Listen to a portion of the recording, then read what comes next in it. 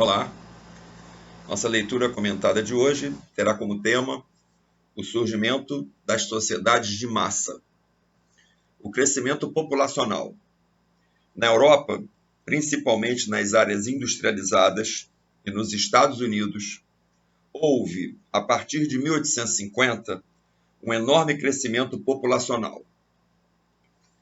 Para se ter uma ideia, em 1900, a população europeia era de 430 milhões, mais que o dobro de 100 anos antes, apesar da imigração. O crescimento populacional veio acompanhado do crescimento das cidades. Por volta de 1910, 41% dos habitantes da Europa industrializada e dos Estados Unidos viviam nas cidades, mais que o dobro em relação a 1850.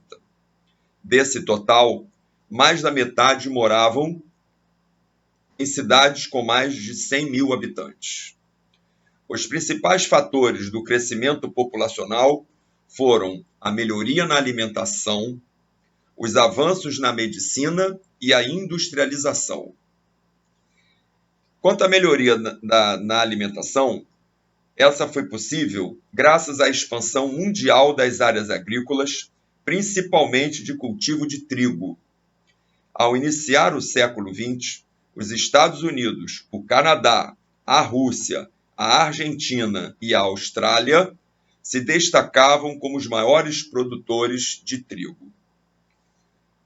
Já com relação aos avanços na área médica, a instalação de hospitais infantis e de maternidades, as políticas sanitárias de combate à cólera e a descoberta da vacina contra a varíola provocaram a queda da mortalidade, em especial nos países ricos. Já a industrialização foi o principal fator para o crescimento populacional. A mecanização da agricultura e o uso de fertilizantes permitiram ampliar a produtividade do solo, enquanto a expansão das indústrias ofereceu uma nova fonte de sustento para a população. Apesar de o aumento populacional ter sido maior nas áreas industrializadas da Europa e nos Estados Unidos, o continente asiático continuou sendo o mais populoso do planeta. As migrações ultramarinas. A concentração de populações nas cidades industriais europeias no século XIX fez crescerem problemas como falta de emprego, miséria e criminalidade. Uma das válvulas de escape para essa situação foi a migração. Entre 1815 e 1915, cerca de 35 milhões de pessoas do norte, do centro, do leste e do sul da Europa abandonaram seus países para tentar uma vida melhor nos países de além-mar. A América foi o continente que mais se destacou em acolher os imigrantes europeus. A maioria dos imigrantes era de homens geralmente jovens, com pouca experiência no trabalho industrial e que se viam atraídos pela possibilidade de construir propriedades ou iniciar empreendimentos comerciais com o esforço de seu trabalho. O passo seguinte seria retornar enriquecidos ao lugar de origem ou resgatar os familiares que tinham ficado na Europa, o que aconteceu para poucos. A maior parte desses emigrados teve como destino o trabalho nas lavouras, nas minas, nas siderurgias, na construção de ferrovias, sempre em condições muito penosas. A imigração europeia para os Estados Unidos chegou a quase 35 milhões de pessoas entre 1800 e as primeiras décadas do século XX. Mas esse país não recebeu somente europeus.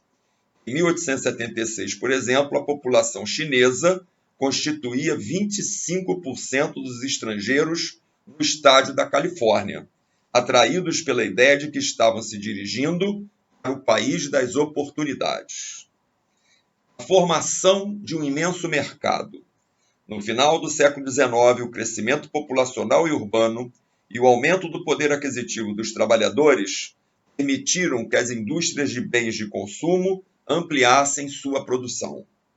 O mais importante símbolo da massificação do consumo foi a produção do Ford T, modelo fabricado pela primeira vez em 1908 nos Estados Unidos.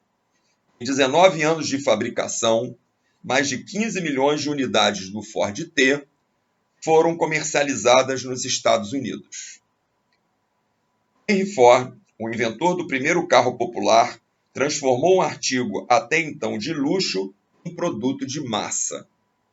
Além do automóvel, outros produtos e serviços passaram a compor o cotidiano da classe média e dos trabalhadores, como o fogão a gás, os utensílios domésticos de vidro e de ferro, os sabões industrializados, a bicicleta e os periódicos. Em 1890, pela primeira vez, um jornal britânico atingiu a tiragem de 1 milhão de exemplares. A indústria alimentar. O crescimento da população urbana gerou grandes dificuldades de abastecimento alimentar nos centros comerciais e industriais europeus. Parte dessas dificuldades foi solucionada com a expansão da produção agrícola e pecuária em outros continentes, principalmente na América. A importação de carnes e produtos agrícolas foi favorecida pela melhoria dos sistemas de transporte marítimo e ferroviário. O fator decisivo para assegurar o abastecimento de uma população cada vez mais numerosa foi o desenvolvimento da indústria de conservas.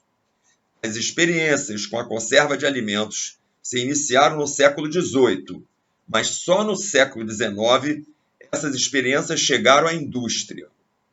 Ao iniciar o século XX, pequenas indústrias de conservas, principalmente de leguminosas, estavam instaladas na França, na Alemanha, na Itália, na Suíça e na Grã-Bretanha. No entanto, foi nos Estados Unidos onde primeiro se instalou uma indústria alimentar para grandes mercados consumidores. Alguns produtos alimentares, entre os quais o refrigerante e a farinha láctea, já eram amplamente consumidos há mais de 100 anos. As grandes empresas alimentícias em 1890 já apareciam no ranking das maiores empresas do país. Entre esses produtos da indústria alimentar, feitos em conserva, se destacaram principalmente as sopas Campbell e também as salsichas do tipo Viena. Hoje em dia, esses produtos e muitos outros feitos em conserva, apesar de terem servido muito nessa ocasião da expansão populacional do mundo, hoje eles são muito questionados em função de terem apresentado ao longo dessas décadas alguns resultados insatisfatórios com relação à saúde das pessoas. Isso tem sido bastante discutido. Esses alimentos que ficaram conhecidos como alimentos prontos a servir. Esse tipo de alimento busca facilitar a vida das pessoas. Quando as atividades diárias são muitas e o tempo é curto, é de uma comodidade indiscutível consumi-los. Além disso, também se pode encontrar a qualquer momento alguns produtos que décadas atrás só eram oferecidos em estações determinadas. A engenharia genética alterou o ciclo de frutas, verduras e grãos, e os métodos de conservação se aprimoraram com os novos aditivos químicos. Se, por um lado, os alimentos industrializados facilitaram o dia a dia das pessoas, por outro, trazem problemas novos. O mais conhecido é o prejuízo causado à saúde.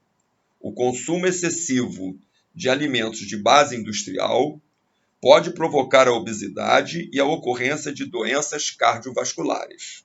Além disso, o excesso de trabalho e o pouco tempo que as pessoas dispõem para ficar em casa tendem a diminuir o tempo das refeições, e os membros da família não se sentem mais obrigados a fazer refeições juntos.